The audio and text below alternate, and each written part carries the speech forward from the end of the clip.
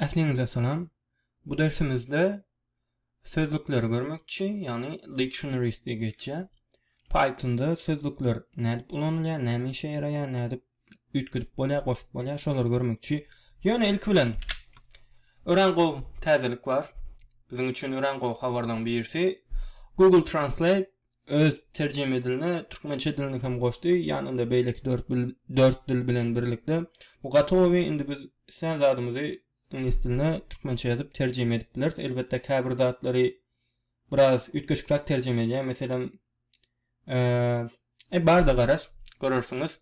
Şular ýany we Google Translate'in hem türkmen dilini goşmanyň şanyna men hem Python'da sözlükler temasyny işlemek makul bildim. Ýer onda başlanyň. Ya bismillah. Sözlükler näme? İlk bilen sözlükler hökman sözlük manysyna gelmeli. Biz sözlükleri bir kontakt düzmek üçin, ýa-da hakykatdan hem Google Translate ýani sözlük düzmek üçin, bir sözlük programy düzmek üçin ulanyp bileriz. Bu näme diýmek? Görelim. Sözlük nädip ýazylýar? Meselem biz bir sözlük diýip dictionary ýani bir sözlük emele getirsek, onuň iki tarapyna ine şular ýani ýay goýulýar, şular ýani bracket goýulýar. Onsoň içine näme ýazjak bolsak şolar ýazylýar. Oňa näme gelýär? İçine iki tane üýtgeji ýazylýar. Ýani birinji üýtgejimiz bizim ulanjak sözümüz ki diýip, ikincimiz hem şonuň birinji ýazan elementimizin jogaby, ýani şonuň terjimesi diýip bilersiň muňa. Şular ýandy oturup goýup ikinji elementimiz, ýani ikinji geljek sözlüği ýazyp bilýäs izinden şeýdip. Ýene şular ýani ýaýyň içinde, şu ýaýyň içinde istediğimizçe biz sözlük goýup bilýäs. Onuň birinji ýazanymız ki diýip geçýär, ikincisi hem value bolýar. İkisiniň arasynda iki nokat goýulýar. Ýani iki nokat bu goşadyrnyň daşynda goýulýar arada. Eger integer ýa-da float ýazsak, onda goşadyrnak hem gerek ýok. Goşadyrnak string bolan üçin goýduk. Ene şeýdip, bu ýerde alma ki bolýar, apple value bolýar.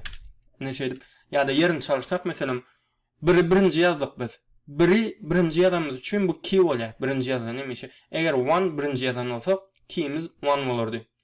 Ki we value ikisi sözlüklerde ulanýar. Bu hem edil listler, ýani listlerden käm bir üýtgeçki ýeri ýok.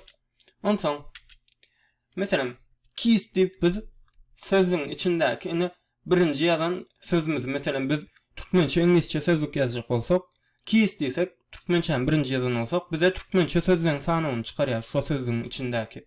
Ine şeýle print sözlük nokat keys diýip keys funksiýasyny ulanıp biz sözüň içindäki keyleri çykaryp bilýäs. Ine şeýle alma we bir, ýani birinji ýazan üýtgejiler çykarýar keyleri. Ve values diýsek, sözlük nokat values diýip biz o keyleriň bahalaryny, ýani şu keyleriň net garşylyklaryny çykaryp bilýäs. Olar näme? Apple we one. Onsoň get funksiýasy näme işe ýaraýar? Get funksiýasy bizim keýimiziň bahasyny çykarmak üçin. Meselem biz istendik bir keýni, meselem türkmençe, inglizçe boldy şu ýerde sözüňiz. İlk türkmençe, soň inglizçesini çykarýar.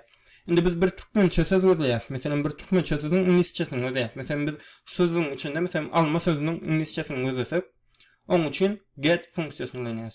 Ine sözüňiziň adyny ýazýas. Nokat get diýäs. Haýsy üýtgejiň gözleýän bolsak, şoň adyny ýazýas. Ine biz almany gözleýäs. Näme çykýar? Apple çykýar. Ýöne eger get apple diýsek, ine şoň içine alma däldi apple ýazsak, bize error berer.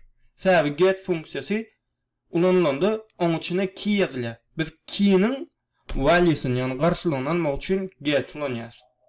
Ine şular ýani. Onsoň sözlükler nädip print etmeli? Meselem her key print etsek, diňe göni sözüň özü çykýar. Bu duruşuna print etsek, ine şeýdip sözlük görnüşinde print sözlük diýsek şol çykar. Ýöne onu nädip print edip biler, gowjy edip for funksiýasyny ulanýas. For funksiýasyny ulanyp biraz keselerim bilen sesimim kan gow çykanyk. For ulanyp meselem for I in sözlük bu edil listlerde ýaly her element üçin sözlükdäki sözlük nokat get I diýsem men meselem her ki get funksiýasy näme işe ýaraýardy? Bizim keýimiziň garşylygyny görkezýärdi, valuesyny görkezýär. Onda biz get nokat I diýsek, her bir key üçin, her birinji ýazılan söz üçin şonuň garşylygyny, ýani her türkmençe söz üçin şonuň inglizçesini görkezýär. Näme görkezer bize? Outputymyz näme bolar?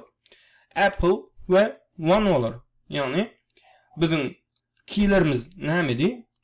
Alma ve birdi.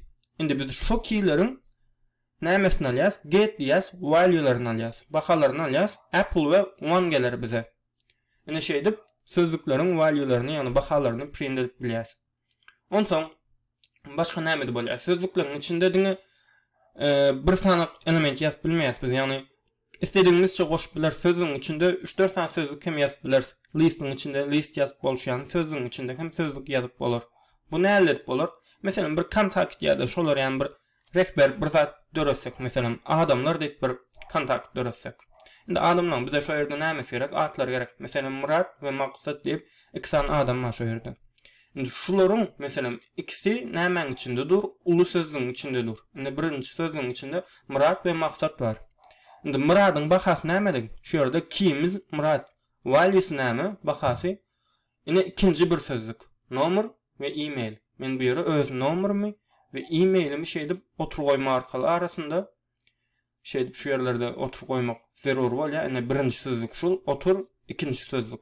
Indi birinci sözlüğün içinde ine şul var, başga bir sözlük. O sözlüğün içinde de nomer var. Nämeden garşylygy? Ine şul, attım nomer, olar ýani nomer ýok mende. E-mail meselem şul bolýar garşylygy. Ve ikinci yazan sözlüğümdäki ikinci elementim maksat. Onun maksat şu ýerde key boldy. Value'si näme? Nomer ve e-mail atly ikinci bir sözlük. Ene şeýdip biz kontakt hem döredip biler sözlükler bilen. Bu sözlüklerde kontakt bilen döredilişini Medium'da yazdım men. Medium'da şu ýerden hem okap görüp bilersiňiz. Onsoň sözlüklere nädip agza goşmaly? Sözlüklere agza goşmak üçin nämeler ulanýar? Mesela listlerde append ulanýardyk. Sözlükle näme etmeli? Sözlükde mesela biz bir boş sözlük alalım. Mesela dict diýip bir sözlük. Dict diýip sözlük däldi. Dict funksiýasyny alıp, yani dictionaryň dict'ini ulanýas. Näme mele getirýär bize? Bir boş sözlük açýar. Mesela listlerde list diýip ýay goýsak näme etýärdi? Bir boş list açýardy.